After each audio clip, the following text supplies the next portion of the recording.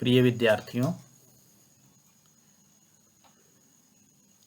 मैं DK. Mishra, सहाचार्य Jainology,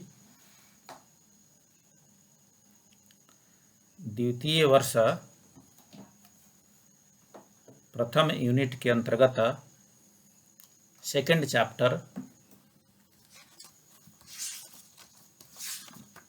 द्रव्य गुण पर्याय के अंतर्गत आज हम देखेंगे द्रव्य गुण पर्याय में भेदाभेद संबंध। द्रव्य गुण पर्याय में क्या संबंध है, इनमें संबंध इनके भेद का भी है और इनके अभेद का भी है। द्रव्य गुण और पर्याय में भेद हैं, ये तीनों पृथक पृथक भी हैं, और द्रव्य गुण और पर्याय में कोई भेद नहीं है, ये एक दूसरे में मिले हुए हैं, उसको हम अभेद कहते हैं। इसी पर हम अब विचार करेंगे, द्रव्य गुण और पर्याय के भेदाभेद, भेद और अभेद।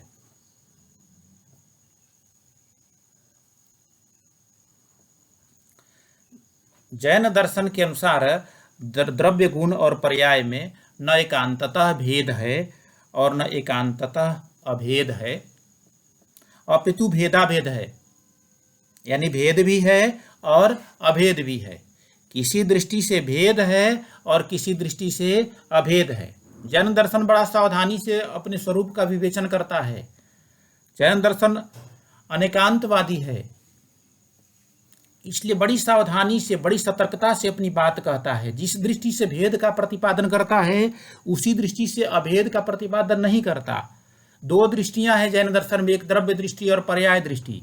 जब द्रव्य दृष्टि से विचार करता है तो भेद का प्रतिपादन करता है, या भेद की बात करता है तो द्रव्य दृष्टि का सहारा लेता है, द्रव्य दृष्टि से प्रतिपादित करता है। जब भेद का प्रतिपादन होता है तो पर्याय दृष्टि से प्रतिपादन होता है, और जब भेद का प्रतिपादन होता है तब द्रव्य दृष्टि से प्रतिपादित करता है। अर्थात अपेक्षा से सापेक्ष कथन करने वाला दर्शन जैन दर्शन है, अनेकांतवादी दर्शन है। किसी अपेक्षा से भेद और किसी अपेक्षा से अभेद, यानी जिस अपेक्षा से भेद उसी अपेक्षा से अभेद नहीं, अलग अलग अपेक्षा से भेद और अभेद। उदाहरण हम देखें, एक मुक्ताहार का विश्लेषण जब हम करते हैं तो हार, धागा और मोती, इन तीन रूपों में किया जाता है। एक मुक्ताहार में तीन चीज होते हैं, हार होता है, माला, धागा और मोती। मोतियों को धागे में पिरो करके हार तैयार किया जाता है और तब वह मुक्ताहार का रूप लेता है। वैसे ही एक द्रव्य का विश्लेषण द्रव्य गुण और पर्याय में किया जाता है।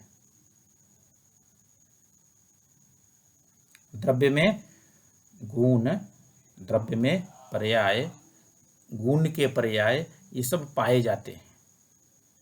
उदाहरण स्वरूप हम एक द्रव्य को समझने के लिए ले सकते हैं, स्वर्ण से उसका गुण पीलापन व कुंडल आदि पर्याय भिन्न नहीं है। हम स्वर्ण का जो गुण है पीलापन निकाल नहीं सकते हैं,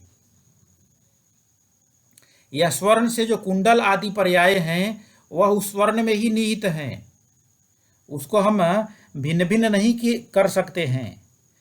वैसे ही द्रव्य से भिन्न गुण और पर्याय नहीं है। जैसे स्वर्ण से उसका गुण पीलापन और कुंडल आदि पर्याय भिन्न नहीं हैं, स्वर्ण से गुण और पर्याय, पीलापन और कुंडल आदि ये भिन्न नहीं हैं, वैसे ही द्रव्य से भिन्न गुण और पर्याय नहीं है। इसलिए गुण और पर्याय युक्त को द्रव्य कहा गया। गुण और पर्याय से जो युक्त है उसको द्रव्य कहते हैं। यानी पीलापन और कुंडल आदि से जो युक्त है वह स्वर्ण है, वैसे ही गुण और पर्याय से जो युक्त है वह द्रव्य है। अब हम देखते हैं द्रव्य गुण पर्याय में अभेद संबंध क्या है। ये दोनों एक दूसरे में मिले हुए हैं या एक के बिना दूसरे का अस्तित्व नहीं है, इस पर हम चर्चा करेंगे। इनमें परस्पर आधार और आधेय भाव का संबंध है। द्रव्य आधार है और गुण और पर्याय आधेय हैं। द्रव्य के बिना गुण और पर्याय का आश्रय नहीं हो सकता। द्रव्य ही आश्रय प्रदान करता है गुण और पर्याय का, और गुण और पर्याय के बिना द्रव्य की पहचान नहीं मिलती, द्रव्य को जाना नहीं जा सकता। इसलिए द्रव्य गुण और पर्याय में अभेद का संबंध है। एक के बिना दूसरे का अस्तित्व ही नहीं है।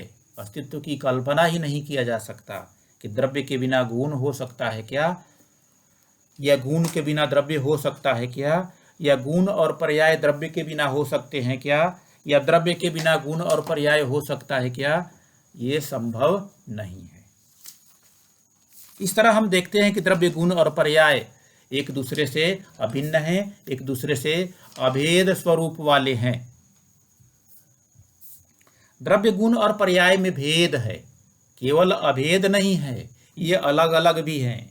ये अलग अलग किस रूप में हैं, इसको हम देखते हैं, विचार करते हैं, चर्चा करते हैं। ये अभिन्न होते हुए भी कथनचित भिन्न हैं, कथनचित भेद स्वरूप वाले हैं। जैन दर्शन बहुत सावधानी से कथनचित शब्द का प्रयोग करता है, यानी स्यादवाद की भाषा। सापेक्ष कथन, अपेक्षा से इन तीनों में भेद भी है, ये भिन्न भिन्न स्वरूप वाले भी हैं। कौन सी अपेक्षा, हम देखते हैं।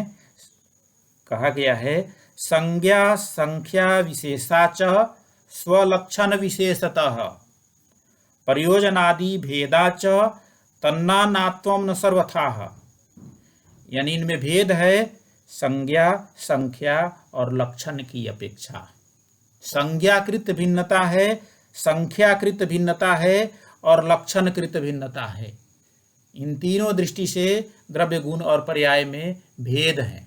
एक एक करके हम देखते हैं। जैसे संज्ञाकृत भिन्नता, इनके नाम अलग अलग हैं। संज्ञा का अर्थ है नाम, द्रव्य नाम अलग है, गुण नाम अलग है, पर्याय नाम अलग है। द्रव्य नाम से गुण की संज्ञा प्राप्त नहीं होती, या गुण नाम से द्रव्य का बोध नहीं होता, पर्याय नाम से गुण या द्रव्य का बोध नहीं होता। इस तरह हम देखते हैं कि इन तीनों की संज्ञा अलग अलग है, तीनों के नाम अलग अलग है, तीनों के पहचान का माध्यम शब्द अलग अलग हैं। तो ये संज्ञाकृत भिन्नता है। यदि अभिन्नता होती तो तीनों एक ही नाम से जाने जाते, किंतु ऐसा होता नहीं है। इससे हमें ज्ञात होता है कि ये तीनों एक नहीं है, तीनों भिन्न भिन्न हैं। संख्याकृत भिन्नता, इनकी संख्या अलग अलग है। द्रव्य 6 हैं, संक्षेप में 2 हैं, जीव अजीव। विस्तार से द्रव्य के 6 भेद हैं, धर्म अधर्म आकाश काल पुद्गल जीव। धर्म अधर्म आकाश काल पुद्गल और जीव, ये 6 द्रव्य हैं।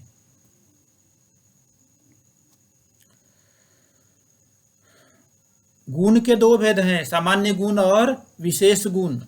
जहां द्रव्य के 6 भेद, वहीं गुण के 2 भेद, सामान्य गुण और विशेष गुण। सामान्य गुण के 6 भेद हैं, अस्तित्व वस्तुत्व आदि। पर्याय के 16 भेद हैं, सभी द्रव्यों के नहीं, पर्याय नहीं, विशेष गुण के 16 भेद हैं। सामान्य गुण के 6 भेद जो द्रव्यों में सामान्य रूप में पाए जाते हैं, और विशेष गुण जो द्रव्यों के अपने अपने हैं, वे उनकी संख्या 16 है, 16 विशेष गुण हैं। इसी प्रकार पर्याय अनंत हैं। संक्षेप में व्यंजन पर्याय, अर्थ पर्याय, स्वभाव पर्याय और विभाव पर्याय किया जाता है। बाकी पर्याय अनगिनित हैं। इस तरह हम देखते हैं कि इनमें भेद है, ये भिन्न भिन्न है। लक्षणकृत भिन्नता, तीनों के लक्षण भिन्न भिन्न हैं। गुण और पर्याय के आश्रय को द्रव्य कहते हैं। द्रव्य गुण और पर्याय का आश्रय स्वरूप वाला है। गुण द्रव्य के स्वाभावी धर्म को गुण कहते हैं। द्रव्य के साथ साथ रहने वाला गुण है। द्रव्य और गुण में जो परिवर्तन वाली अवस्था है उसको पर्याय कहते हैं। क्रमभावी धर्मों, क्रमभावी जो धर्म है द्रव्यों का उसको पर्याय कहते हैं। स्वाभावी धर्मो गुण क्रमभाविनः पर्यायः। इस प्रकार हम देखते हैं कि द्रव्य गुण और पर्याय में जहां एक और भेदाभेद संबंध है, अभेद संबंध है और भेद का संबंध भी है, यानी द्रव्य गुण पर्याय ये भेदाभेद वाले हैं। इस प्रकार ये टॉपिक पूरा हुआ। इस प्रकार हम पहले के वीडियो व्याख्यान में षड्द्रव्य पर चर्चा किए थे। षड्द्रव्य के जो पूर्ववर्ती टॉपिक है, पूर्ववर्ती 2 चैप्टर जैन दर्शन में सत्य का स्वरूप, द्रव्य गुण और पर्याय, इसके अंतर्गत जो टॉपिक हैं वे पूरे हुए।